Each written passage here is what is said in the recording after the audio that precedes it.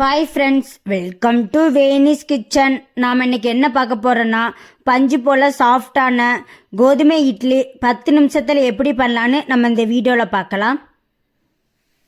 அதுக்கு ஃபஸ்ட்டு ஒரு பவுலில் எடுத்துகிட்டு நான் 1 கப் அளவுக்கு கோதுமை மாவை சலிச்சு எடுத்துக்கிறேன். உங்ககிட்ட மெஷர்மெண்ட் கப் இல்லைன்னா எந்த கப்பை நீங்கள் அளவுக்கு யூஸ் பண்ணுறீங்களோ அந்த கப்பையே கடைசி வரை யூஸ் பண்ணிக்கோங்க. அப்புறமா அது கூட ஒரு 1/2 கப் அளவுக்கு நான் நாட்டு சீனியை மிக்சியில் அரைச்சி நல்லா சலித்து சேர்த்துக்கிறேன். உங்களுக்கு கூட கொஞ்சம் இனிப்பு வேணும்னா கொஞ்சம் அதிகமாக சேர்த்துக்கோங்க. நீங்கள் ஒயிட் சுகர் இல்லைன்னா நாட்டு சக்கரை கூட சேர்த்துக்கலாம். எதை சேர்த்தாலும் மிக்சியில் அரைச்சி சேர்த்துக்கோங்க. அப்புறமா ஒரு சின்ன ஸ்பூனுக்கு 1/2 ஸ்பூன் அளவுக்கு பேக்கிங் சோடாப்பு, அப்புறமா ஒரு சின்ன ஸ்பூனுக்கு 1/4 ஸ்பூன் அளவுக்கு பேக்கிங் பவுடர் சேர்த்துக்கிறேன். அப்புறமா எல்லாத்தையும் சேர்த்து நல்லா மிக்ஸ் பண்ணிக்கோங்க.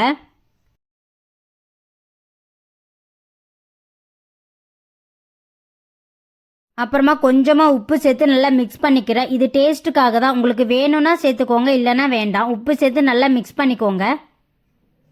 அப்புறமா ஒரு 1/4 கப் அளவுக்கு காய்ச்சி ஆற வச்சுனா பால் சேர்த்துக்கிறேன். அப்புறமா ஒரு 1/4 கப் அளவுக்கு நான் ரீஃபைண்ட் ஆயில், வாசம் இல்லாத ஆயிலாக சேர்த்துக்கிறேன். அப்புறமா ஒரு 3 ஸ்பூன் அளவுக்கு தயிர் சேர்த்துக்கிறேன். அப்புறமா ஒரு சின்ன ஸ்பூனுக்கு 1/4 ஸ்பூன் அளவுக்கு வெண்ணிலா எசன்ஸ் சேர்த்து நல்லா மிக்ஸ் பண்ணிக்கலாம். கட்டி எதுவும் விழாத அளவுக்கு நல்லா மிக்ஸ் பண்ணிக்கோங்க. நீங்கள் இதை கேக் மாதிரி பண்ணுறதா இருந்தால் இந்த கன்சிஸ்டன்சி கரெக்டாக இருக்கும். நான் இதை இட்லி மாதிரி பண்ணுறதுனால ஒரு 3 ஸ்பூன் அளவுக்கு நான் காய்ச்சி ஆற வச்சுனா பாலை சேர்த்து நல்லா மிக்ஸ் பண்ணிக்கிறேன். இட்லிக்கு மாவு கன்சிஸ்டன்சி வர வரைக்கும் நல்லா மிக்ஸ் பண்ணிக்கோங்க. டேஸ்ட் பார்த்துக்கோங்க. எனக்கு இனிப்பு கரெக்டாக இருக்குது, உங்களுக்கு கம்மியாக இருக்குதுன்னு நீங்கள் நினச்சிங்கன்னா நீங்கள் நாட்டு சர்க்கரையோ இல்லைன்னா ஒயிட் சுகரையோ நீங்கள் மிக்சியில் அரைச்சி சலித்து சேர்த்து நல்லா மிக்ஸ் பண்ணிக்கலாம். இந்த மாதிரி கன்சிஸ்டன்சி வர மாதிரி நல்லா மிக்ஸ் பண்ணிக்கோங்க. அப்புறமா இதில் பாதி மாவை நான் வேற ஒரு பாத்திரத்தில் எடுத்துக்கிறேன்.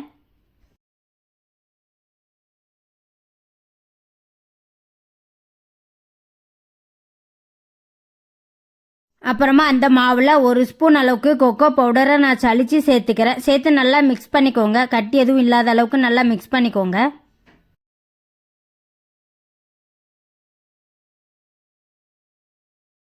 இந்த மாதிரி நல்லா மிக்ஸ் பண்ணி வச்சுக்கோங்க. அப்புறமா ஒரு இட்லி தட்டை எடுத்துகிட்டு அதில் எல்லா இடத்துலையும் நான் எண்ணெய் தடவிக்கிறேன். நீங்கள் துணியை வச்சு வேக வைக்கிறவங்களா இருந்தீங்கன்னா அந்த மாதிரி கூட வேக வச்சு எடுத்துக்கலாம். அப்புறமா ஒரு ஸ்பூனை யூஸ் பண்ணிக்கோங்க. அந்த ஸ்பூனை வச்சு இந்த கலரில் மாவு 1 ஸ்பூன், அந்த கலரில் மாவு 1 ஸ்பூன் அப்படி சொல்லி மாற்றி மாற்றி உள்ளே சேர்த்துக்கோங்க.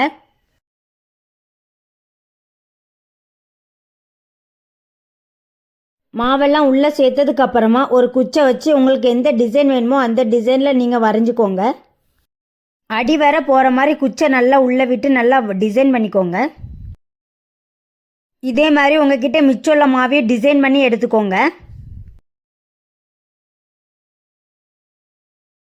நம்ம ரெடி பண்ணி வச்சுருக்கிற மாவை இட்லி மாதிரி வேக வச்சு எடுத்துக்கலாம். அதுக்கு இட்லி பாத்திரத்தில் கொஞ்சமாக தண்ணியை விட்டு தண்ணி நல்லா கொதிக்கட்டும். தண்ணி நல்லா கொதித்ததுக்கப்புறமா நம்ம ரெடி பண்ணி வச்சுருக்கிற மாவை உள்ளே சேர்த்து க்ளோஸ் பண்ணிடலாம். உள்ளே சேர்த்ததுக்கப்புறமா தீயை மீடியம் ஃப்ளேம் இல்லைன்னா லோ ஃப்ளேமில் வச்சுக்கோங்க.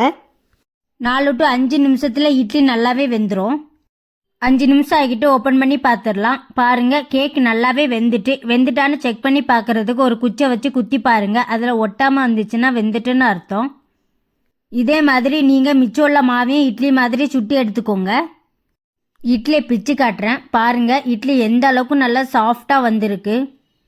இதே மாதிரி நீங்களும் உங்கள் வீட்டில் ட்ரை பண்ணி பாருங்கள். ஈவினிங் டைம் டீக்கு கூட ஸ்நாக்ஸை செஞ்சு சாப்பிட்லாம். 10 நிமிஷம்தான் ஆகும்.